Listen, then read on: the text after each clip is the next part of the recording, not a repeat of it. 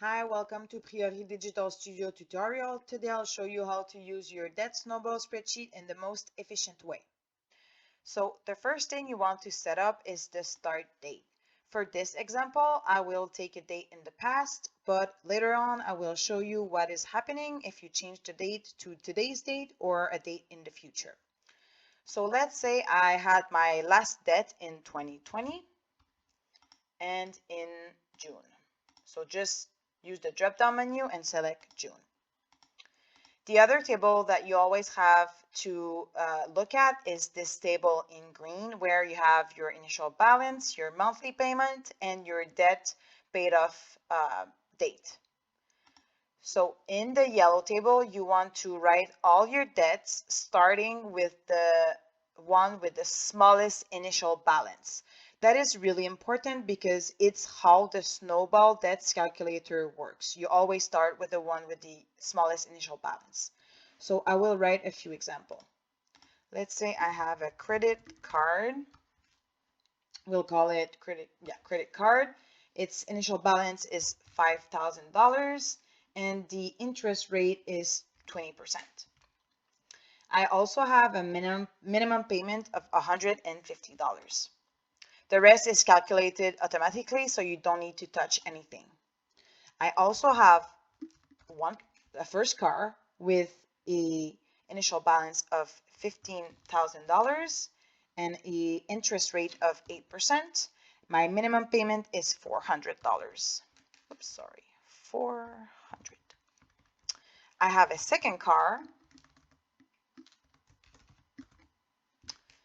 The initial balance is $25,000 and its interest rate is 9% with a minimum payment of $500. You see here, I really write the debt with the smallest balance first, and then I go with increasing.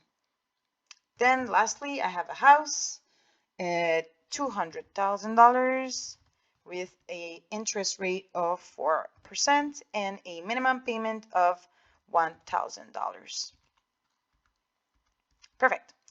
As you can see, everything else is automatically calculated. So the interest owed is calculated right here and in the column here with all the monthly details.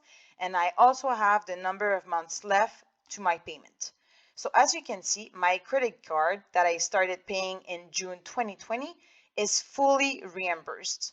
When I look at the column with the full details, I can see that my credit card was paid in April 2023. Perfect. Then I can see that my first car will be paid in September 2023. My second card will be paid in July 2024. And as you can see, my house will be fully paid in 2033. Another interesting feature is that you can basically put a monthly extra payment.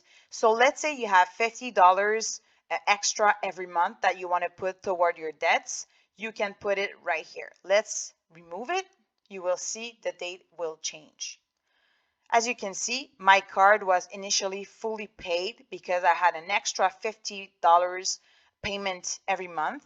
Since I removed the extra payment, my credit card will be fully paid in July 2024. And then the rest of the debts also are going to be paid later on. Let's say I have extra cash that I want to put toward my debts in the coming months. So let's see, in June, I have an extra $1,000. I can put it right here. And as you can see, all the dates changed. So the credit card was paid earlier than before, so a few months earlier. Let's say I have a little bit less money than the minimum payment. I can also put, let's say I have, I don't know, $50 less than what the minimum payment is. I can also put it right here, and it's gonna affect the dates of when I finish paying my credit cards.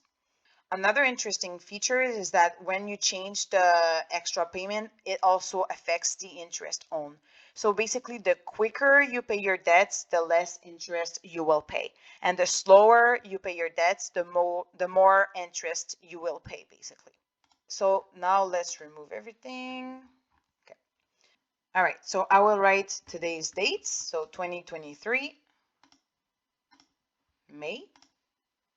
So as you can see, if I write today's date, it means that I didn't start paying my debts yet. That's why basically all the graphs are at 0% and it's all left to pay. However, this way you can plan your debts. You will see that your first credit card will be fully paid in June 2027.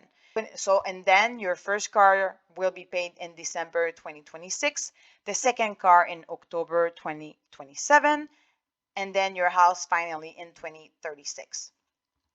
It's the same thing if you put the date in the future. This way, let's say I put the date in August. This way you can really plan your debts and see when you will be debt free. Another important thing to notice is if, for example, if you click outside of the tables and you start writing something, you will have a automatic message saying that you should not edit this part. It's totally normal. We just made this in a way that if you accidentally touch something that you're not supposed to, you don't erase any important formulas. So you can just do cancel. Thank you, and I hope these tutorials help you. If you have any question, don't hesitate to contact us.